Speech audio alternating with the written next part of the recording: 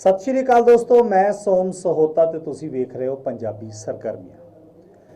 ਪੰਜਾਬੀ ਸਰਗਰਮੀਆਂ ਦੇ ਵਿੱਚ ਅੱਜ ਆਪਾਂ ਗੱਲ ਕਰਨ ਜਾ ਰਹੇ ਹਾਂ ਭਾਰਤ ਤੇ ਚੀਨ ਦੀ ਸਰਹੱਦ ਦੇ ਉੱਪਰ ਜਿਸ ਤਰ੍ਹਾਂ ਦਾ ਤਣਾਅ ਪੈਦਾ ਹੋ ਰਿਹਾ ਹੈ ਔਰ ਇਸ ਤਣਾਅ ਦੇ ਵਿੱਚ 20 ਭਾਰਤ ਦੇ ਫੌਜੀ ਜਿਹੜੇ ਜਵਾਨ ਨੇ ਉਹ ਸ਼ਹੀਦ ਹੋ ਚੁੱਕੇ ਨੇ ਔਰ ਜਿਨ੍ਹਾਂ ਵਿੱਚੋਂ 4 ਜਵਾਨ ਸਾਡੇ ਪੰਜਾਬ ਦੇ ਹੀ ਸਨ। ਔਰ ਦੂਸਰੀ ਗੱਲ ਜੇ ਇਕੱਲੇ ਆਪਾਂ ਇਸ ਵਿਸ਼ੇ ਨੂੰ ਅੱਗੇ ਕਰੀਏ ਤਾਂ ਅਜੇ ਤੱਕ ਮੀਡੀਆ ਦੀ ਰਿਪੋਰਟ ਨਹੀਂ ਆਈ ਕਿ ਚੀਨ ਦੇ ਜਿਹੜੇ 43 ਦੇ ਕਰੀਬ ਜਿਹੜੇ ਫੌਜੀ ਹੈ ਉਹ ਵੀ ਇਸ ਮਤਲਬ ਝੜਪ ਦੇ ਵਿੱਚ ਦਮ ਤੋੜ ਗਏ ਨੇ। ਅਜੇ ਤੱਕ ਮੀਡੀਆ ਵੱਲੋਂ ਇਸ ਦੀ ਮਤਲਬ ਜੋ ਮੀਡੀਆ ਦੀਆਂ ਖਬਰਾਂ ਆ ਰਹੀਆਂ ਉਹਨਾਂ ਦੇ ਮੁਤਾਬਕ ਹੈ ਉਹਨਾਂ ਦੀ ਫੌਜ ਵੱਲੋਂ ਜਾਂ ਉਹਨਾਂ ਦੀ ਸਰਕਾਰ ਵੱਲੋਂ ਇਸ ਗੱਲ ਦੀ ਪੁਸ਼ਟੀ ਨਹੀਂ ਕੀਤੀ। ਲੇਕਿਨ ਅੱਜ ਜਿਸ ਵਿਸ਼ੇ ਨੂੰ ਲੈ ਕੇ ਆਪਾਂ ਗੱਲ ਕਰਨੀ ਹੈ ਉਹ ਇੱਕ ਅਲੱਗ ਤਰ੍ਹਾਂ ਦਾ ਵਿਸ਼ਾ ਹੈ। ਆਖਰ ਜਦੋਂ ਵੀ ਦੇਸ਼ ਤੇ ਭੀੜ ਪਈ ਹੈ, ਵਿਪਤਾ ਪਈ ਹੈ, ਕੋਈ ਨਾ ਕੁਛ ਲੱਗਦਾ ਕਿ ਇੱਥੇ ਗੜਬੜ ਹੋਣ ਵਾਲੀ ਹੈ, ਉਸ ਵੇਲੇ ਸਰਕਾਰ ਨੂੰ ਸਿੱਖ ਭਾਈਚਾਰਾ ਹੀ ਕਿਉਂ ਯਾਦ ਆਉਂਦਾ ਹੈ। ਜੇ ਪੁਲਿਸ ਦੀ ਗੱਲ ਕਰੀਏ, ਜੇਕਰ ਆਪਾਂ ਫੌਜ ਦੀ ਗੱਲ ਕਰੀਏ ਤਾਂ ਸਿੱਖ ਰੈਜੀਮੈਂਟ ਜਿਹੜੀ ਹੈ ਉਹ ਹੁਣ ਮਤਲਬ ਭਾਰਤ ਤੇ ਚੀਨ ਦੀ ਸਰਹੱਦ ਵੱਲ ਜਿਹੜੀਆਂ ਕੂਚ ਹੈ ਉਹ ਕਰ ਚੁੱਕੀਆਂ ਨੇ। ਮਤਲਬ ਭਾਰਤੀ ਫੌਜ ਦੇ ਵਿੱਚ ਸਿੱਖ ਰੈਜੀਮੈਂਟ ਦਾ ਕੀ ਸਥਾਨ ਹੈ ਔਰ ਜਦੋਂ ਵੀ ਦੇਸ਼ ਨੂੰ ਵਿਪਤਾ ਦਾ ਸਾਹਮਣਾ ਕਰਨਾ ਪਿਆ ਤਾਂ ਸਿੱਖ ਰੈਜੀਮੈਂਟ ਨੂੰ ਹੀ ਅੱਗੇ ਕੀਤਾ ਗਿਆ ਹੈ। 1984 ਦੀ ਗੱਲ ਕਰ ਲਓ, ਉਸ ਵੇਲੇ ਵੀ ਇਸ ਅਜਿਹਾ ਹੀ ਹੋਇਆ ਸੀਗਾ। ਕਾਰਗਲ ਦੀ ਗੱਲ ਕਰ ਲਓ, ਕਾਰਗਲ ਦੇ ਵਿੱਚ ਵੀ ਇਸੇ ਤਰ੍ਹਾਂ ਹੀ ਹੋਇਆ ਸੀ। ਤੇ ਹੁਣ ਭਾਰਤ ਤੇ ਚੀਨ ਦੀ ਜਿਹੜੀ ਸਰਹੱਦ ਹੈ ਉਸ ਤੇ ਜਿਹੜੀ ਹੋਈ ਝੜਪ ਹੈ ਉਸ ਨੂੰ ਮੱਦੇਨਜ਼ਰ ਰੱਖਦੇ ਹੋਏ ਵੀ ਸਿੱਖ ਰੈਜੀਮੈਂਟ ਨੂੰ ਉੱਥੇ ਭੇਜਿਆ ਗਿਆ ਹੈ। ਅੱਜ ਇਸੇ ਵਿਸ਼ੇ ਤੇ ਗੱਲਬਾਤ ਕਰਨ ਲਈ ਮੇਰੇ ਨਾਲ ਤਰਲੋਚਨ ਸਿੰਘ ਲਾਲੀ ਜੀ ਜੁੜ ਚੁੱਕੇ ਨੇ। ਉਹਨਾਂ ਤੋਂ ਇਸ ਵਿਸ਼ੇ ਦੇ ਸੰਬੰਧਿਤ ਲੈਂਦੇ ਹਾਂ ਜਾਣਕਾਰੀ। ਲਾਲੀ ਜੀ, ਸਵਾਗਤ ਹੈ। 1984 ਦੇ ਵਿੱਚ ਪਹਿਲਾਂ ਇਹਨਾਂ ਨੇ ਮਰਾਠਾ ਜਿਹੜੀ ਰੈਜੀਮੈਂਟ ਸੀਗੀ ਉਹਨਾਂ ਨੂੰ ਦਰਬਾਰ ਸਾਹਿਬ ਦੇ ਵਿੱਚ ਭੇਜਿਆ, ਉਹਨਾਂ ਦੇ ਕੋਲ ਕੰਮ ਨਹੀਂ ਚੱਲਿਆ। ਦੁਬਾਰਾ ਫਿਰ ਉੱਥੇ ਸਿੱਖ ਰੈਜੀਮੈਂਟ ਭੇਜੀ ਗਈ। ਕਾਰਗਲ ਦੇ ਵਿੱਚ ਵੀ ਇਦਾਂ ਹੀ ਹੋਇਆ। ਔਰ ਹੁਣ ਜੇ ਭਾਰਤ ਤੇ ਚੀਨ ਦੀ ਗੱਲ ਕਰੀਏ ਤੇ ਭਾਰਤ ਤੇ ਚੀਨ ਦੇ ਜਿਹੜੇ ਵਿਵਾਦ ਹੈ, ਝੜਪ ਹੋਈ ਹੈ, ਇੱਥੇ ਵੀ ਹੋਇਆ ਕਿ ਮਤਲਬ ਜਦੋਂ ਦੇਸ਼ ਤੇ ਭੀੜ ਪਏਗੀ ਸਿਰਫ ਸਿੱਖ ਭਾਈਚਾਰਾ ਹੀ ਅੱਗੇ ਆ ਕੇ ਉਸ ਭੀੜ ਤੋਂ ਛੁਟਕਾਰਾ ਪਾਏਗਾ ਜਾਂ ਬਾਕੀ ਜਿਹੜੀਆਂ ਰੈਜੀਮੈਂਟਸ ਨੇ ਉਹਨਾਂ ਨੂੰ ਆਪਾਂ ਕਿਸ ਚੀਜ਼ ਲਈ ਰੱਖਿਆ ਹੋਇਆ ਹੈ। ਦੇਖੋ, ਹਾਲਾਤ ਜਿਹੜੇ ਦੇਸ਼ ਦੇ ਬਣਦੇ ਜਾ ਰਹੇ ਨੇ, ਜੇ ਆਪਾਂ ਮੌਜੂਦਾ ਡੈਮੋਕ੍ਰੈਟਿਕ ਸੈਟਅਪ ਦੀ ਗੱਲ ਕਰਦੇ ਹਾਂ ਤਾਂ ਇਹਦੇ ਵਿੱਚ ਤਰੇੜਾਂ ਪੈ ਚੁੱਕੀਆਂ ਨੇ। ਇਹਦੇ ਵਿੱਚ ਰੋਲ ਜਿਹੜਾ ਹੈਗਾ ਪੋਲੀਟੀਕਲ ਬੰਦਿਆਂ ਦਾ ਹੈਗਾ, ਜਿਹੜੇ ਰਾਜਨੀਤਿਕ ਬੰਦੇ ਨੇ ਦੇਸ਼ ਨੂੰ ਇਸ ਕਗਾਰ ਤੇ ਖੜਾ ਕਰ ਦਿੱਤਾ ਵੀ ਚਾਈਨਾ ਵਰਗਾ ਮੁਲਕ ਤਾਂ ਚਲੋ ਵੱਡੀ ਤਾਕਤ ਆ, ਨੇਪਾਲ ਵਰਗੇ ਜਿਨ੍ਹਾਂ ਕੋਲ ਪੂਰੀ ਫੌਜ ਨਫਰੀ ਵੀ ਨਹੀਂ, ਉਹ ਵੀ ਅੱਜ ਉਹਨਾਂ ਨੇ ਆਪਣੀ ਪਰਿਸ਼ਦ ਦੇ ਵਿੱਚ, ਵਿਧਾਨ ਪਰਿਸ਼ਦ ਦੇ ਵਿੱਚ ਤੇ ਜਿਹੜੀ ਲੋਕ ਪਰਿਸ਼ਦ ਉਹਨਾਂ ਦੀ ਬਣੀ ਹੋਈ ਆ, ਜਿਹੜਾ ਉੱਥੇ ਦਾ ਢਾਂਚਾ, ਉਹਨਾਂ ਨੇ ਨਕਸ਼ਾ ਪਾਸ ਕਰ ਦਿੱਤਾ। ਹਿੰਦੁਸਤਾਨ ਦੀ ਪਰਵਾਹ ਨਹੀਂ ਕੀਤੀ। ਉਹਨਾਂ ਨੇ ਕਹਿ ਦਿੱਤਾ ਵੀ ਆਹ 3 ਇਲਾਕੇ ਸਾਡੇ ਨੇ ਤੇ ਅੱਜ ਤੋਂ ਬਾਅਦ ਅਸੀਂ ਆਪਣੇ ਨਕਸ਼ੇ ਸ਼ਾਮਲ ਕਰਦੇ ਹਾਂ ਤੇ ਜੇ ਇੱਥੇ ਤੁਸੀਂ ਇੰਟਰਫੇਰੈਂਸ ਕਰੋਗੇ ਤਾਂ ਉੱਥੇ ਝਗੜਾ ਤੇ ਤਣਾਅ ਉੱਥੇ ਵੀ ਵੱਧ ਸਕਦਾ ਜੀ। ਤੁਸੀਂ ਵੇਖੋ, ਨੇਪਾਲ ਵਰਗੇ ਦੇਸ਼ ਦੀਆਂ ਅੱਖਾਂ ਵਿਖਾ ਦੇਣਾ।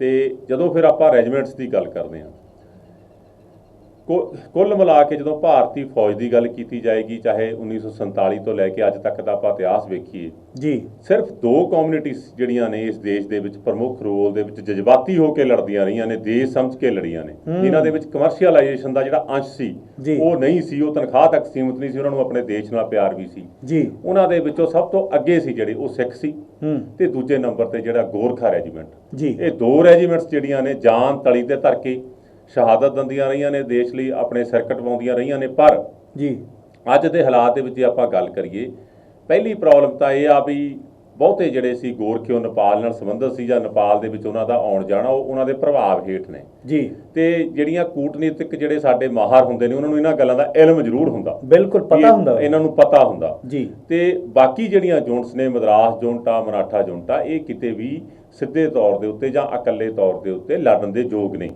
ਕਿਉਂਕਿ ਇਹਨਾਂ ਦਾ ਜਿਹੜਾ ਪਿਛਲਾ ਇਤਿਹਾਸ ਵੀ ਦੇਖੋ, ਕਿਉਂਕਿ 84 ਦੇ ਵਿੱਚ ਤਾਂ ਇੱਕ ਮਦਰਾਸ ਦੀ ਯੂਨਿਟ ਆ ਜਿਹਦੇ ਹਥਿਆਰ ਅੰਮ੍ਰਿਤਸਰ ਦੇ ਪਿੰਡਾਂ ਦੇ ਟੋਭਿਆਂ ਚੋਂ ਲੱਭੇ ਗਏ ਤੇ ਉਹ ਮੁੜ ਕੇ ਲੱਭੇ ਹੀ ਨਹੀਂ, ਬਿਲਕੁਲ ਗੋਲੀ ਚੱਲਣ ਤੋਂ ਪਹਿਲਾਂ ਹੀ ਦੌੜ ਗਏ।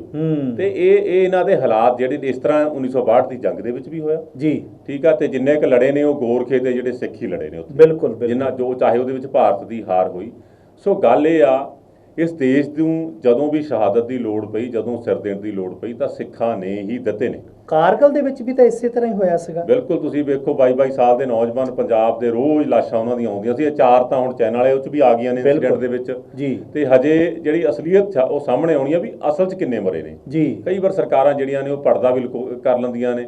ਹੁਣ ਤੁਸੀਂ ਵੇਖੋ ਵੀ ਅਸੀਂ ਇਹ ਵੀ ਪੁਸ਼ਟੀ ਨਾ ਕਰ ਸਕੇ ਵੀ ਚਾਈਨਾ ਦੇ ਕਿੰਨੇ ਮਰੇ ਨੇ। ਬਿਲਕੁਲ, ਇਹ ਬੜਾ ਜਿਹੜਾ ਹੈਗਾ ਬੇਸਿਕ ਡਿਫਰੈਂਸ ਹੈਗਾ। ਇਹਨੂੰ ਬੜੇ ਤਿੱਖੀ ਜਾਂ ਤੀਜੀ ਨਜ਼ਰ ਨਾਲ ਇਹਨੂੰ ਦੇਖਣਾ ਪਏਗਾ ਸਾਰੇ ਘਟਨਾਕ੍ਰਮ ਨੂੰ ਵੀ ਇਹ ਹੋ ਕੀ ਰਿਹਾ। ਲੇਕਿਨ ਸਿੱਖ ਰੈਜੀਮੈਂਟ ਨੂੰ ਹੁਣ ਉੱਥੇ ਭੇਜਿਆ ਗਿਆ ਕਿ ਜਦੋਂ ਹਾਲਾਤ ਵਿਗੜਦੇ ਉਦੋਂ ਹੀ ਇਹਨਾਂ ਨੂੰ ਸਿੱਖ ਰੈਜੀਮੈਂਟ ਯਾਦ ਆਉਂਦੀ ਹੈ, ਉਸ ਤੋਂ ਪਹਿਲਾਂ ਕਿਉਂ ਨਹੀਂ ਮਤਲਬ ਇਹ ਸੰਭਲਦੇ ਹੈਗੇ। ਹੁਣ ਇੱਕ ਹੋਰ ਸਵਾਲ ਜਿਹੜਾ ਬਾਰ-ਬਾਰ ਇਹਨਾਂ ਦਿਨਾਂ ਵਿੱਚ ਉੱਠ ਰਿਹਾ ਲਾਲੀ ਜੀ, ਉਹ ਇਹ ਉੱਠ ਰਿਹਾ ਕਿ ਅਜੇ ਤੱਕ ਭਾਰਤੀ ਜਾਣੀ ਕਿ ਸਰਕਾਰ ਵੱਲੋਂ ਕੀ ਤਿਆਰੀ ਕੀਤੀ ਗਈ ਹੈ। ਦੇਖੋ, ਮੈਂ ਫੇਰ ਕਹੀ ਜਾਂਦਾ, ਜੋ ਸਾਡੇ ਰਾਜਨੀਤਿਕ ਆਗੂ ਅੱਜ ਨੈਸ਼ਨਲ ਲੈਵਲ ਤੇ ਨੇ ਉਹ ਬਿਲਕੁਲ ਕੈਪੇਬਲ ਨਹੀਂ। ਉਹ ਕਿਸੇ, ਮੈਂ ਸਮਝਦਾ, ਪਿੰਡ ਦੀ ਪੰਚਾਇਤ ਨੂੰ ਨਹੀਂ ਚਲਾ ਸਕਦੇ। ਤੁਸੀਂ ਉਹਨਾਂ ਦੇ ਹੱਥ ਦੇਸ਼ ਦਿੱਤਾ ਹੋਇਆ ਤੇ ਉਹ ਬੜੀ ਕੂਟਨੀਤਿਕ ਤਰੀਕੇ ਨਾਲ ਲੜਾਈਆਂ ਲੜਨੀਆਂ ਪੈਂਦੀਆਂ ਨੇ। ਤੇ ਖਾਸ ਕਰਕੇ ਪਰ ਜੇ ਤੁਸੀਂ ਆਪਣੇ ਬੰਦੇ ਹੀ ਉੱਥੇ ਜਾ ਮਰਵਾਉਣੇ ਨੇ ਇੰਨੀ ਟੈਕਨੋਲੋਜੀ ਦੇ ਯੁੱਗ ਦੇ ਵਿੱਚ, ਤਾਂ ਫਿਰ ਮੈਂ ਸਮਝਦਾ ਵੀ ਕਾਹਦਾ ਤੁਹਾਡਾ ਢਾਂਚਾ, ਕਾਹਦਾ ਤੁਹਾਡਾ ਰਾਸ਼ਟਰੀ ਢਾਂਚਾ, ਕਾਹਦਾ ਤੁਹਾਡਾ ਪ੍ਰਬੰਧਕੀ ਢਾਂਚਾ ਹੈ। ਬਿਲਕੁਲ, ਪੰਜਾਬ ਦੇ ਮੁੱਖ ਮੰਤਰੀ ਕੈਪਟਨ ਸਾਹਿਬ ਨੇ ਵੀ ਇਹ ਬਿਆਨ ਦਿੱਤਾ ਹੈ ਕਿ ਜੇਕਰ ਉਹਨਾਂ ਨੇ ਸੰਤੋਸ਼ ਬਾਬੂ ਤੇ ਗੋਲੀਆਂ ਚਲਾਈਆਂ ਤੇ ਸਾਡੀ ਭਾਰਤੀ ਫੌਜ ਨੇ ਉਹਨਾਂ ਤੇ ਗੋਲੀਆਂ ਕਿਉਂ ਨਹੀਂ ਚਲਾਈਆਂ। ਦੇਖੋ, ਇਹ ਤਾਂ ਹਜੇ ਜਿਹੜਾ ਉੱਥੇ ਬੰਦਾ ਹੈਗਾ ਉਹ ਕਲੀਅਰ ਕਰ ਸਕਦਾ ਵੀ ਗੋਲੀ ਕਿੰਨੀ ਕੁ ਚੱਲੀ। ਪਰ ਪ੍ਰੋਬਲਮ ਇਹ ਆ, ਜੇ ਐਜ ਏ ਮੈਨ ਪਾਵਰ ਦੇਖਿਆ ਜਾਵੇ ਵਰਲਡ ਸ਼ਕਤੀ ਦੇ ਰੂਪ ਦੇ ਵਿੱਚ, ਤਾਂ ਚਾਈਨਾ ਕੋਲੋਂ ਭਾਰਤ ਨਾਲੋਂ ਬਹੁਤ ਜ਼ਿਆਦਾ ਮੈਨ ਪਾਵਰ ਆ। ਜੀ। ਉਹ ਜੇ ਆਪਣੇ 10 ਸਿਪਾਹੀ ਕਿਤੇ ਤੈਨਾਤ ਨੇ ਤਾਂ ਉਹਨਾਂ ਦੇ 100 ਤੈਨਾਤ ਨੇ। ਬਿਲਕੁਲ, ਉਹਨਾਂ ਦੀ ਆਬਾਦੀ ਦੇ ਹਿਸਾਬ ਨਾਲ।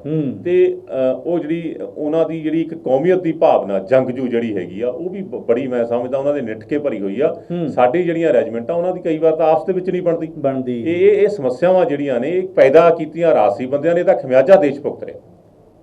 ਜੇਕਰ ਉਸ ਦਾ ਮਤਲਬ ਆਪਣਾ ਜੁਰਮਾਨਾ ਆਪਣਾ ਦੇਸ਼ ਭੁਗਤ ਰਿਹਾ, ਖਮਿਆਨਾ ਆਪਣਾ ਦੇਸ਼ ਭੁਗਤ ਰਿਹਾ, ਤਾਂ ਫਿਰ ਫੇਸ ਵੀ ਤਾਂ ਪ੍ਰੋਬਲਮ ਇਹੀ ਕਰ ਰਿਹਾ ਸਰ। ਦੇਖੋ, ਮੈਂ ਹੁਣ ਤੁਹਾਨੂੰ ਦੱਸਦਾ, ਅੱਜ ਲੋੜ ਪਈ ਦੇਸ਼ ਨੂੰ। ਤੁਸੀਂ ਵੇਖੋ ਆ ਜਿਹੜੀ ਕੀਰਤਪੁਰ ਸਾਹਿਬ ਤੋਂ ਮਨਾਲੀ ਹਾਈਵੇ ਆ ਜੀ, ਇਹਦੇ ਪਰ ਸਿੱਖ ਰੈਜੀਮੈਂਟਾਂ ਜਿਹੜੀਆਂ ਕੇਸਰੀ ਝੰਡੇ ਲਾ ਕੇ ਜਾ ਰਹੀਆਂ ਜੀ। ਈਵਨ ਕਿ ਦੇਖੋ, ਆਮ ਤੌਰ ਤੇ ਭਾਰਤ ਦਾ ਝੰਡਾ ਲੱਗਿਆ ਹੁੰਦਾ। ਅੱਜ ਦੇਸ਼ ਨੂੰ ਲੋੜ, ਅੱਜ ਕੇਸਰੀ ਝੰਡੇ ਦੇ ਵੀ ਕੋਈ ਇਤਰਾਜ਼ ਨਹੀਂ। ਅੱਜ ਦੇਸ਼ ਨੂੰ ਲੋੜ ਆ, ਅੱਜ ਸਿੱਖਾਂ ਦੇ ਜਿਹੜੇ 20-22 ਸਾਲਾਂ ਦੇ ਪੁੱਤਾਂ ਝੋਕ ਦਿੱਤੇ ਗਏ ਨੇ ਵਰਦੀ ਅੱਗ ਦੇ ਵਿੱਚ। ਦੂਜੇ ਪਾਸੇ ਯੂਪੀ ਦੇ ਵਿੱਚ ਇੱਕ ਪੂਰਾ ਜਿਹੜਾ ਊਧਮ ਸਿੰਘ ਨਗਰ ਹੈਗਾ, ਉਹਦੇ ਵਿੱਚ ਸਿੱਖ ਤਰਾਈ ਦਾ ਖੇਤਰ ਆ। ਉੱਥੇ ਸਿੱਖਾਂ ਦੇ ਉੱਪਰ 10,000 ਪਰਿਵਾਰ ਨੇ ਜਿਹੜੇ ਯੋਗੀ ਸਰਕਾਰ ਨੇ ਆਪਣੀ ਪੁਲਿਸ ਭੇਜ ਕੇ ਉਹਨਾਂ ਨੂੰ ਉਜਾੜਨ ਦੀ ਵਿਉਂਤਬੰਦੀ ਕਰ ਲਈ ਆ। ਤੇ ਇਹ ਕਿੱਥੋਂ ਦਾ ਇਨਸਾਫ ਆ? ਮੈਂ ਫੇਰ ਕਹਿਣਾ, ਇਹ ਜਿਹੜਾ ਹੈਗਾ ਕਿਤੇ ਨਾ ਕਿਤੇ ਫਿਰਕਾ ਪ੍ਰਸਤੀ ਪੈਦਾ ਕਰਦਾ। ਤੇ ਗੱਲ ਤਾਂ ਉਹੀ ਹੈ ਵੀ ਜਦੋਂ ਦੇਸ਼ ਤੇ ਵਿਪਤਾ ਪੈਂਦੀ ਹੈ ਤਾਂ ਸਿੱਖ ਯਾਦ ਆ ਜਾਂਦੇ ਆ, ਸਰਹੱਦਾਂ ਤੇ ਭੇਜ ਦਿੰਦੇ ਆ, ਉਹਨਾਂ ਨੂੰ ਸਟੇਟ ਵਾਈਜ਼ ਉਜਾੜਨ ਦੇ ਚ ਲੱਗੇ ਹੋਏ। ਤੁਸੀਂ ਵੇਖੋ, ਗੁਜਰਾਤ ਚੋਂ ਉਜਾੜੇ ਬੀਜੇਪੀ ਦੀ ਸਰਕਾਰ। ਮੱਧ ਪ੍ਰਦੇਸ਼ ਦੇ ਵਿੱਚ ਤੁਸੀਂ ਇੱਕ ਵੀਡੀਓ ਪਿੱਛੇ ਵੇਖੀ, ਕਿਵੇਂ ਪਰਿਵਾਰ ਦਾ ਘਰ ਦਿਨ ਦਿਹਾੜੇ ਉਹਨੂੰ ਢਾ ਦਿੱਤਾ ਗਿਆ। ਵੀ ਇੱਕ ਵਾਇਰਲ ਵੀਡੀਓ ਜਿਹੜਾ ਹੈਗਾ ਇੱਕ ਸਿੱਖ ਸਰਦਾਰ ਦੀ ਅਮਰੋਹਾ ਦੇ ਨੇੜੇ ਉਹਦੀ ਪੱਗ ਲਾ ਕੇ ਨਾਲੀ ਵਿੱਚ ਸਿੱਟ ਦਿੱਤੀ ਗਈ ਤੇ 10,000 ਪਰਿਵਾਰ ਜਿਹੜਾ ਅੱਜ ਉਜੜਨ ਦੇ ਕੰਢੇ ਬੈਠਾ। ਤੇ ਉਜੜਨ ਵੀ ਸਿੱਖ, ਸ਼ਹਾਦਤਾਂ ਵੀ ਸਿੱਖ ਦੇਣ, ਡੰਡੇ ਵੀ ਸਿੱਖ ਖਾਣ, ਆਪਣੀਆਂ ਦਸਤਾਰਾਂ ਵੀ ਸਿੱਖ। ਇਹ ਦਸਤੂਰ ਜਿਹੜਾ ਹੈਗਾ ਇਹ ਦੇਸ਼ ਦੇ ਵਿੱਚ ਤਰੇੜ ਪੈਦਾ ਕਰਦਾ ਤੇ ਫਿਰਕਾ ਪ੍ਰਸਤੀ, ਕਿਉਂਕਿ ਲਾ ਐਂਡ ਆਰਡਰ ਤਾਂ ਹੈ ਹੀ ਨਹੀਂ ਕਿਤੇ। ਬਦਲਣਾ ਪਏਗਾ ਸਾਰੇ, ਸਾਰਾ ਕੁਝ ਸੋਚ ਬਦਲਣੀ ਪਏਗੀ ਸਰ, ਮੌਕੇ ਦੀ ਨਜ਼ਾਕਤ ਨੂੰ ਵੇਖਦੇ ਹੋਏ। ਬਿਲਕੁਲ। ਪਰ ਇਹ ਜੇ ਤੁਸੀਂ ਕਹੋ ਤਾਂ ਭਗਤੀ ਪ੍ਰਬੰਧ ਨਹੀਂ ਕਰਨਾ ਪਏਗਾ, ਇਹ ਚਿਰ ਸਥਾਈ ਪ੍ਰਬੰਧ ਕਰਨਾ ਪਏਗਾ। ਮੈਂ ਫੇਰ ਅੱਜ ਗੱਲ ਕਰ ਰਿਹਾ ਵੀ ਅਮਰੀਕਾ ਵਰਗੇ ਦੇਸ਼ ਨੂੰ ਵੀ ਇਸ ਦਾ ਸੇਕ ਝੱਲਣਾ ਪੈ ਰਿਹਾ। ਅੱਜ ਤੁਸੀਂ ਵੇਖੋ, ਜਗਮੀਤ ਜਿਹੜਾ ਸੀ ਐਨਡੀਪੀ ਦਾ ਆਗੂ ਕੈਨੇਡਾ ਦੇ ਵਿੱਚ, ਉਹਨੂੰ ਇੱਕ ਦਿਨ ਲਈ ਮੁਅੱਤਲ ਕਰ ਦਿੱਤਾ। ਉਹਨੇ ਕਿਸੇ ਐਮਪੀ ਨੂੰ ਨਸਲਵਾਦੀ ਕਹਿ ਦਿੱਤਾ ਸੀ। ਈਵਨ ਕਿ ਉਹ ਅੱਜ ਵੀ ਇਸ ਗੱਲ ਦੇ ਉੱਤੇ ਡਟਿਆ ਹੋਇਆ ਵੀ ਜੇ ਤੁਸੀਂ ਇਸ ਤਰ੍ਹਾਂ ਹੀ ਕਰੋਗੇ ਇਹ ਨਸਲਵਾਦੀ ਹੈ। ਤੇ ਇਹੀ ਕੰਮ ਜਿਹੜਾ ਹੈਗਾ ਹਿੰਦੁਸਤਾਨ ਦੇ ਜਾਂ ਭਾਰਤ ਦੇ ਜਿਹੜੇ ਰਾਜਸੀ ਬੰਦੇ ਨੇ ਉਹ ਇਦਾਂ ਹੀ ਕਰਦੇ ਨੇ, ਚਾਹੇ ਕਾਂਗਰਸ ਹੋਵੇ ਚਾਹੇ ਹੋਵੇ ਬੀਜੇਪੀ। ਉਹ ਜਦੋਂ ਲੋੜ ਆ, ਹੁਣ ਜਦੋਂ ਲੋੜ ਸੀ ਉਦੋਂ ਤਾਂ ਝੋਕ ਦਿੱਤੇ ਗਏ ਭੱਠੀ ਦੇ ਵਿੱਚ ਮਰਨ ਦੇ ਲਈ। ਬਿਲਕੁਲ। ਤੇ ਜਿਹੜੇ ਕਹਾਣਾ ਵੀ ਗਊ ਦੇ ਹੱਥ ਲਾਏ ਤੇ ਬੰਦਾ ਮਾਰ ਦਿੰਦੇ ਸੀ, ਤਾਂ ਜਿਹੜੇ ਬਿਨਾਂ ਗੱਲ ਤੋਂ ਸੜਕਾਂ ਰੋਕਦੇ ਸੀ, ਉਹ ਅੱਜ ਕਿੱਥੇ ਨੇ ਦੇਸ਼ ਭਗਤ? ਹਰੇਕ ਨੂੰ ਦੇਸ਼ ਧਰੋਹੀ ਦਾ ਸਰਟੀਫਿਕੇਟ ਦੇਣ ਵਾਲੇ ਅੱਜ ਲੜਨ ਚਾਈਨਾ ਦੇ ਵਿੱਚ ਜਾ ਕੇ। ਲੜਨ ਦੇ ਲਈ ਤਾਂ ਫਿਰ ਉਹੀ ਪਲਟਣਾ ਨੇ, ਉਹੀ ਸਿੱਖ ਨੇ, ਤੇ ਉਹ ਉਜਾੜਨ ਦੇ ਲਈ ਵੀ ਸਿੱਖ ਨੇ। ਤੇ ਇਹ ਕਿੱਥੋਂ ਦਾ ਦਸਤੂਰ ਆ, ਕਿੱਥੋਂ ਦਾ ਕਾਨੂੰਨ ਆ? ਇਤਿਹਾਸ ਤੇ ਲਾਲੀ ਜੀ ਜਦੋਂ ਵੀ ਆਪਾਂ ਨਜ਼ਰ ਮਾਰਦੇ ਹਾਂ ਤੇ ਕੁਰਬਾਨੀਆਂ ਦੀ ਜਿਹੜੀ ਲਾਈਨ ਆ ਉਹ ਜ਼ਿਆਦਾ ਕਰਕੇ ਸਿੱਖ ਨਾਮ ਦੇ ਨਾਲ, ਸਿੱਖ ਭਾਈਚਾਰੇ ਨਾਲ ਭਰੀ ਹੁੰਦੀ ਹੈ। ਸ਼ਾਇਦ ਉਹ ਲਾਈਨ, ਉਹ ਕੁਰਬਾਨੀਆਂ ਦਾ ਜਿਹੜਾ ਡਾਟਾ ਹੈ ਉਹ ਅੱਜ ਵੀ ਸਰਕਾਰਾਂ ਦੇ ਜ਼ਿਹਨ ਦੇ ਅੰਦਰ ਹੈ ਕਿ ਠੀਕ ਹੈ ਇਹਨਾਂ ਨੂੰ ਪਿੱਛੇ ਰੱਖੋ, ਤੁਸੀਂ ਇਹਨਾਂ ਨੂੰ ਅੱਗੇ, ਮਤਲਬ ਕਿਤੇ ਨਾ ਕਿਤੇ ਭਾਈਚਾਰੇ, ਸਿੱਖ ਭਾਈਚਾਰੇ ਦੇ ਨਾਲ ਇਹ ਵਿਤਕਰਾ ਨਹੀਂ ਕਹਿ ਸਕਦੇ। ਮੈਂ ਇਹ ਜਿਹੜੀ ਤੁਸੀਂ ਇਹ ਗੱਲ ਕਰਦਾ, ਜਦੋਂ ਆਪਾਂ ਇਤਿਹਾਸਕ ਪਹਿਲੂ ਇਹਦੇ ਵਿਚਾਰਾਂਗੇ ਜੀ, ਇਹਦੇ ਵਿੱਚ ਅਸਲ ਦੇ ਵਿੱਚ ਜਿਹੜਾ ਸਿੱਖ ਰਿਲੀਜਨ ਆ ਉਹਨੇ ਬਹੁਤ ਕੁਝ ਪੁਸ਼ ਕੀਤਾ ਹੋਇਆ। ਜਦੋਂ ਸਿੱਖਾਂ ਦੇ ਵਿੱਚ ਇਹ ਸ਼ਬਦ ਪੜਿਆ ਜਾਂਦਾ, ਪੁਰਜਾ ਪੁਰਜਾ ਕੱਟ ਮਰੇ ਕਬੂ ਨਾ ਛਾੜੇ ਖੇਤ, ਸੂਰਾ ਸੋ ਪਹਿਚਾਨੀਏ ਜੋ ਲਰੇ ਦੀਨ ਕਹੇ। ਬਿਲਕੁਲ, ਇਹ ਜਦੋਂ ਇਹ ਉਹਨਾਂ ਦੇ ਅੰਦਰ ਇੱਕ ਭਾਵਨਾ ਹੈ ਵੀ ਜਿਹੜਾ ਕੰਮ ਕਰਨਾ, ਜਿੱਥੇ ਵੀ ਅਸੀਂ ਕਿਤੇ ਨੌਕਰੀ ਕਰਦੇ ਹਾਂ, ਚਾਹੇ ਉਹ ਅੰਗਰੇਜ਼ਾਂ ਵੇਲੇ ਸੀ ਚਾਹੇ ਹੁਣ ਸੀ, ਉਹ ਲਾਇਲ ਬਹੁਤ ਨੇ। ਬਿਲਕੁਲ, ਉਹ ਆਪਣੀ ਜਿਹੜੀ ਅਥਾਰਟੀ ਆ ਸਭ ਤੋਂ ਜ਼ਿਆਦਾ ਉਹਦੇ ਲਾਇਲ ਨੇ। ਪਰ ਇਹ ਲਾਇਲਟੀ ਕਦੋਂ ਤੱਕ ਅਗਲਾ ਤੁਹਾਡੇ ਲਈ ਬਰਕਰਾਰ ਰੱਖੇਗਾ? ਜਦੋਂ ਇੱਕ ਪਾਸੇ ਦਾ ਤੁਸੀਂ ਧੱਕਾ ਕਰਦੇ ਹੋ। ਕਿਉਂਕਿ ਜਿਹੜਾ 10,000 ਪਰਿਵਾਰ ਉਜੜਨਾ ਯੂਪੀ ਦੇ ਵਿੱਚੋਂ, ਉਹਨਾਂ ਦੇ ਵਿੱਚੋਂ ਵੀ ਤਾਂ ਕੁਝ ਮੁੰਡੇ ਫੌਜ ਦੇ ਵਿੱਚ ਹੋਣਗੇ। ਉਹਨਾਂ ਨੇ ਕੇਂਦਰ ਦੀ ਸਰਕਾਰ ਦੀ ਭਾਈਵਾਲ ਉੱਥੇ ਸਾਰੀ ਹੈਗੀ ਹੈ। ਦੇਖੋ, ਪੰਜਾਬ ਦੀ ਉਹ ਪਾਰਟੀ ਜਿਹੜੀ ਸਿੱਖਾਂ ਦੀ ਲੰਬਰਦਾਰ ਕਹਾਉਂਦੀ ਆ, ਸਿੱਖਾਂ ਦੀ ਮੋਢੀ ਜਮਾਤ ਕਹਾਉਂਦੀ ਆ, ਤੇ ਉਹਨਾਂ ਦੀ ਭਾਈਵਾਲੀ ਹੋਵੇ ਉਹਨਾਂ ਨਾਲ। ਬਿਲਕੁਲ, ਇਦਾਂ ਦਾ ਰਵੱਈਆ ਹੋਵੇ। ਇਹ ਜਾਣੀ ਬੜਾ ਕੰਪਲੀਕੇਟਡ ਜਿਹੜਾ ਸਿਸਟਮ ਹੋ ਗਿਆ, ਇਹ ਦੇਖਣਾ ਪਏਗਾ। ਤੇ ਇਹਨੂੰ ਜਿਹੜਾ ਹੈਗਾ ਧਰਮ ਦੇ ਜਿਹੜੇ ਇੱਕ ਬਾਉਂਡਰੀਜ਼ ਨੇ, ਉਹ ਤੋਂ ਬਿਯੋਂਡ ਜਾ ਕੇ ਇਨਸਾਨੀਅਤ ਦੇ ਆਧਾਰ ਦੇ ਉੱਤੇ ਦੇਖਣਾ ਪਏਗਾ। ਤੇ ਇਹ ਨਹੀਂ ਵੀ ਇਹ ਸਿੱਖ ਆ ਤਾਂ ਇਹਨੂੰ ਮਾਰ ਦਿਓ, ਤੇ ਜੇ ਇਹ ਸਿੱਖ ਆ ਤਾਂ ਇਹਨੂੰ ਲੜਨ ਲਈ ਧੱਕ ਦਿਓ। ਇਸ ਕਰਕੇ ਜੇ ਬਾਕੀ ਦੇਸ਼ ਬਰਾਬਰਤਾ ਚਾਹੁੰਦਾ, ਬਾਕੀ ਦੇਸ਼ ਜਿਹੜਾ ਹੈਗਾ ਬੇਸ ਦੇ ਵਿੱਚ ਬਰਾਬਰ ਦਾ ਹਿੱਸੇਦਾਰ ਆ, ਜੇ ਜ਼ਮੀਨ ਦੇ ਵਿੱਚ ਯੂਪੀ ਦੇ ਵਿੱਚ ਹੋਰ ਲੋਕ ਨਹੀਂ ਉਜਾੜੇ ਜਾ ਰਹੇ, ਤੇ ਫਿਰ ਸਿੱਖਾਂ ਦੇ ਉੱਪਰ ਤਲਵਾਰ ਕਿਉਂ? ਜਦੋਂ ਦੇਸ਼ ਦੀ ਕੁਰਬਾਨੀ ਲਈ ਵਰਤਣਾ, ਫਿਰ ਉਹਨੂੰ ਪੇ ਤਾਂ ਕਰਨਾ ਹੀ ਪਏਗਾ। ਬਿਲਕੁਲ ਕਰਨਾ ਪਏਗਾ, ਔਰ ਫਿਰ ਵਿਤਕਰਾ ਵੀ ਛੱਡਣਾ ਪਏਗਾ। ਬਿਲਕੁਲ ਬਿਲਕੁਲ ਬਿਲਕੁਲ, ਬਰਾਬਰਤਾ ਜਿਹੜੀ ਸਾਂਝੀਵਾਲਤਾ ਦਾ ਸੰਦੇਸ਼ ਆ ਜਿਹੜਾ ਖਾਸ ਕਰਕੇ ਸਿੱਖ ਰਿਲੀਜਨ ਦਿੰਦਾ। ਤੇ ਇਸੇ ਕਰਕੇ ਤੁਸੀਂ ਵੇਖੋ ਹੁਣ ਮਹਾਮਾਰੀ ਦੇ ਵਿੱਚ ਜੋ ਸਿੱਖਾਂ ਨੇ ਲੰਗਰ ਲਾਇਆ, ਤੁਸੀਂ ਬੰਗਲਾ ਸਾਹਿਬ ਗੁਰਦੁਆਰਾ ਸਾਹਿਬ ਦੇ ਵਿੱਚ ਉਹਨਾਂ ਨੇ ਕਦੇ ਪੁੱਛਿਆ ਵੀ ਤੂੰ ਹਿੰਦੂ ਆ ਜਾਂ ਤੂੰ ਪਾਰਸੀ ਆ ਜਾਂ ਤੂੰ ਬੋਧੀ ਆ, ਜਾਂ ਕਿਸੇ ਭਾਰਤ ਵਿੱਚ ਨਹੀਂ ਪੁੱਛਿਆ, ਹਾਂ, ਜਾਂ ਕਿਸੇ ਡੇਰੇ ਦਾ। ਕਦੇ ਵੀ ਸਾਰੇ ਭਾਰਤ ਦੇ ਵਿੱਚ ਕਿਸੇ ਗੁਰਦੁਆਰਾ ਸਾਹਿਬ ਦੇ ਵਿੱਚ ਇਹ ਨਹੀਂ ਪੁੱਛਿਆ ਜਾਂਦਾ। ਤੁਸੀਂ ਹਰਿਮੰਦਰ ਸਾਹਿਬ ਤੁਸੀਂ ਵੇਖੋ, ਲੱਖਾਂ ਦੀ ਲੋਕ ਗਿਣਤੀ ਵਿੱਚ ਸੌਖ ਤੋਂ ਆ ਕੇ ਰੋਟੀ ਖਾਂਦੇ ਨੇ, ਪ੍ਰਸ਼ਾਦਾ ਛਕਦੇ ਨੇ, ਕਦੇ ਕਿਸੇ ਨੇ 1 ਰੁਪਿਆ ਪੈਨੀ ਮੰਗੀ ਕਿਸੇ ਤੋਂ। ਇਹ ਦਸਤੂਰ ਜਿਹੜਾ ਹੈਗਾ, ਇਹ ਇਨਸਾਨੀਅਤ ਵਾਲਾ ਦਸਤੂਰ ਆ। ਮਤਲਬ ਦੋਗਲੀ ਨੀਤੀ ਫਿਰ ਨਹੀਂ ਚਾਹੀਦੀ ਸਰ, ਦੋਗਲੀ ਨੀਤੀ। ਮੈਂ ਸਮਝਦਾ ਜਿਹੜੇ ਵਪਾਰਕ ਹਿੱਤ ਹੁੰਦੇ ਨੇ ਉਹ ਐਦਾਂ ਦੀ ਸੋਚ ਨੂੰ ਡਿਵੈਲਪ ਨਹੀਂ ਹੋਣ ਦਿੰਦੇ। ਸਿੱਖਾਂ ਨਾਲ ਕੋਈ ਪ੍ਰੋਬਲਮ ਨਹੀਂ, ਕਿਸੇ ਨੂੰ ਵੀ ਪ੍ਰੋਬਲਮ ਇਹ ਆ ਜਿਹੜੇ ਵਪਾਰਕ ਹਿੱਤ ਨੇ। ਜੇ ਹੁਣ ਲੰਗਰ ਵਾਲਾ ਕੰਸੈਪਟ ਚੱਲੇਗਾ ਤਾਂ ਦੁਕਾਨਾਂ ਬੰਦ ਹੋ ਜਾਂਦੀਆਂ ਨੇ, ਤੇ ਜੇ ਸਿੰਪਲੀਸਿਟੀ ਵਾਲਾ ਜਾਂ ਹੁਣ ਜਿਹੜਾ ਉਪਦੇਸ਼ ਗੁਰੂ ਨਾਨਕ ਸਾਹਿਬ ਨੇ ਕੀਤਾ ਜਾਂ 10 ਪਾਤਸ਼ਾਹੀਆਂ ਨੇ ਕੀਤਾ, ਜੇ ਉਹ ਉਪਦੇਸ਼ ਨੂੰ ਆਪਾਂ ਬੜਾਵਾ ਦੇਵਾਂਗੇ ਤਾਂ ਜਿਹੜਾ ਬਾਜ਼ਾਰ ਦਾ ਸਿਸਟਮ ਆ ਬਹੁਤ ਕੁਝ ਰੁੜ ਜਾਂਦਾ। ਬਿਲਕੁਲ, ਤੇ ਉਹ ਵਪਾਰਕ ਹਿੱਤ ਨੇ ਜਿਹੜੇ ਉਹਨਾਂ ਨੂੰ ਹਿੱਟ ਹੁੰਦੇ ਨੇ, ਤੇ ਫਿਰ ਉਹ ਪੋਲੀਟੀਕਲ ਬੰਦਿਆਂ ਜਰੀਏ ਇਹਨਾਂ ਨੂੰ ਹਿੱਟ ਕਰਦੇ। ਤੇ ਇਹ ਸਾਰਾ ਸਿਸਟਮ ਜਿਹੜਾ ਹੈਗਾ ਇਹ ਸਮਝਣਾ ਪਏਗਾ। ਤੇ ਰਿਲੀਜਨ ਦੀ ਜਿਹੜੀ ਪਰਿਭਾਸ਼ਾ ਤੇ ਸਿੱਖ ਉਹਦੇ ਹਿਸਾਬ ਨਾਲ ਚੱਲਣ ਦਾ ਯਤਨ ਕਰਦੇ ਨੇ। ਤੇ ਵਾਰ-ਵਾਰ ਜੇ ਤੁਸੀਂ ਉਹਨਾਂ ਨੂੰ ਖਰੀਦੀ ਜਾਓਗੇ, ਉਹਨਾਂ ਦੇ ਜ਼ਖਮਾਂ ਤੇ ਨੂਨ ਛਿੜਕੋਗੇ, ਤਾਂ ਉਹਦੇ ਰਿਜ਼ਲਟ ਜਿਹੜੇ ਨੇ ਉਹ ਬੜੇ ਭਿਆਨਕ ਨਿਕਲਣਗੇ। ਪਹਿਲਾਂ ਵੀ ਵੇਖਿਆ।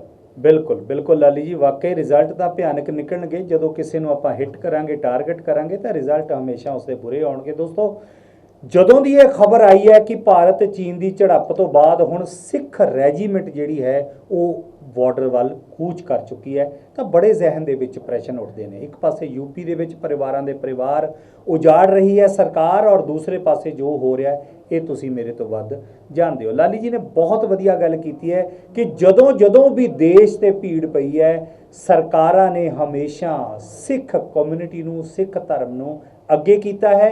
ਪਰ ਸਿੱਖ ਕਮਿਊਨਿਟੀ ਦੇ ਨਾਲ ਜਦੋਂ ਵੀ ਇਹਨਾਂ ਲੋਕਾਂ ਨੇ ਧੋਖਾ ਕੀਤਾ ਹੈ, ਆਪਣੀ ਮੂੰਹ ਦੀ ਵੀ ਇਹਨਾਂ ਨੇ ਖਾਧੀ ਹੈ। ਲਾਲੀ ਜੀ, ਜਾਂਦੇ ਜਾਂਦੇ ਕੀ ਕਹਿਣਾ ਚਾਹੁੰਦੇ ਹੋ? ਦੇਖੋ, ਮੇਰਾ ਤਾਂ ਬੇਨਤੀ ਇਹੀ ਆ, ਤੇ ਸਿੱਖਾਂ ਨੂੰ ਤੁਸੀਂ ਜੇ ਉਹ ਆਪਣਾ ਹੱਕ ਮੰਗਦੇ ਹੋ ਤਾਂ ਤੁਸੀਂ ਉਹਨਾਂ ਨੂੰ ਟੈਰਰਿਸਟ ਕਹਿੰਦੇ। ਜੇ ਸੇਵਾ ਕਰਨੀ ਹੋਵੇ ਤਾਂ ਸਿੱਖ ਮੂਹਰੇ, ਸ਼ਹਾਦਤ ਦੇਣੀ ਹੋਵੇ ਤਾਂ ਸਿੱਖ ਮੂਹਰੇ। ਤੇ ਮੈਨੂੰ ਇਹ ਸਰਕਾਰ ਨੂੰ ਹੁਣ ਫੈਸਲਾ ਕਰ ਲੈਣਾ ਚਾਹੀਦਾ, ਖਾਸ ਕਰਕੇ ਸੈਂਟਰ ਦੀ ਲੀਡਰਸ਼ਿਪ ਨੂੰ, ਵੀ ਸਿੱਖਾਂ ਨਾਲ ਤੁਹਾਡਾ ਰੌਲਾ ਕੀ ਆ। ਬਿਲਕੁਲ, ਹਰੇਕ ਮਸਲੇ ਵਿੱਚ ਦੇਸ਼ ਦੇ ਵਿੱਚ ਪੋਜ਼ਿਟਿਵ ਹੋ ਕੇ ਖੜਦੇ ਨੇ ਹਰੇਕ, ਚਾਹੇ ਫੌਜ ਦੇ ਵਿੱਚ ਸ਼ਹਾਦਤ ਦੇਣ ਦੀ ਗੱਲ ਹੋਵੇ, ਕਿਸੇ ਵੀ ਤਰ੍ਹਾਂ ਦੀ ਵਿਪਤਾ ਹੋਵੇ। ਤੇ ਇਸ ਕਰਕੇ ਇਹ ਛੱਡਣਾ ਚਾਹੀਦਾ। ਲਾ ਐਂਡ ਆਰਡਰ ਦੀ ਸਥਿਤੀ ਮੇਨਟੇਨ ਕਰਕੇ ਕਿਸੇ ਨੂੰ ਉਜਾੜਨਾ ਨਹੀਂ ਚਾਹੀਦਾ। ਪੰਜਾਬ ਦੇ ਵਿੱਚ ਲੱਖਾਂ ਪ੍ਰਵਾਸੀ ਆਉਂਦੇ ਨੇ, ਲੋਕ ਜਿਹੜੇ ਨੇ ਆਪਣੇ ਲੰਗਰ ਪਕਾ ਮੂੰਹ 'ਚ ਬੁਰਕੀਆਂ ਦੇਣ ਤੱਕ ਗਏ ਨੇ ਵੀ ਕੋਈ ਭੁੱਖਾ ਨਾ ਰਹਿ ਜਾਵੇ। ਤੇ ਬਾਕੀ ਦੇਸ਼ ਦੀਆਂ ਤਸਵੀਰਾਂ ਵੀ ਤੁਸੀਂ ਵੇਖੀਆਂ ਨੇ, ਜਿਹੜੇ ਵੱਡੇ ਦੇਸ਼ ਭਗਤ ਬਣਦੇ ਨੇ। ਤੇ ਜੇ ਕੋਈ ਸੇਵਾ ਕਰਦਾ, ਜੇ ਕੋਈ ਸਨਮਾਨ ਦਿੰਦਾ ਕਿਸੇ ਨੂੰ, ਉਹਨੂੰ ਤੁਸੀਂ ਦੇਸ਼ ਧਰੋਹੀ ਕਹਿ ਦਿੰਦੇ ਹੋ। ਇਹ ਜਿਹੜਾ ਹੈ, ਇਹ ਭਾਵਨਾ ਨਾ ਪੈਦਾ ਹੋਣ ਦਿੱਤੀ ਜਾਵੇ। ਸਗੋਂ ਇੱਕਜੁੱਟਤਾ ਦੇ ਨਾਲ, ਇੱਕ ਰੂਪਤਾ ਦੇ ਨਾਲ ਸਾਰੇ ਦੇਸ਼ ਦੇ ਵਿੱਚ ਇੱਕੋ ਲਾ ਐਂਡ ਆਰਡਰ ਜਿਹੜਾ ਮੇਨਟੇਨ ਕੀਤਾ ਜਾਵੇ। ਬਿਲਕੁਲ ਜੀ। ਔਰ ਵੈਸੇ ਵੀ ਭਾਰਤ ਇੱਕ ਅਜਿਹਾ ਦੇਸ਼ ਹੈ ਜਿੱਥੇ ਸਭ ਧਰਮਾਂ ਦਾ ਸਨਮਾਨ ਕੀਤਾ ਜਾਂਦਾ, ਸਤਿਕਾਰ ਕੀਤਾ ਜਾਂਦਾ, ਉਹਨਾਂ ਨੂੰ ਰਿਸਪੈਕਟ ਦਿੱਤੀ ਜਾਂਦੀ ਹੈ।